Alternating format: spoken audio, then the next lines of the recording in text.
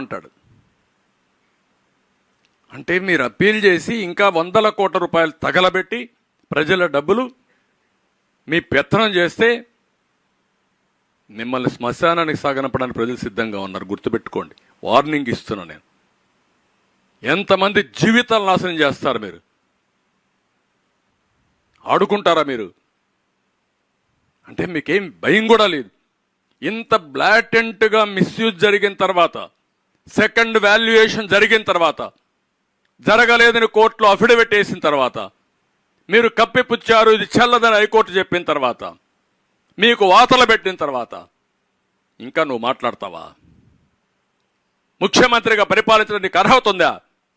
నీ ప్రభుత్వానికి ఒక్క రోజు కంటిన్యూ కావడానికి అర్హత ఉందా మీకు? ఈ రాష్ట్రంలో యువత భవిష్యత్తును ఆడుకున్న మీరు నీచాతి నీచంగా ప్రవర్తించిన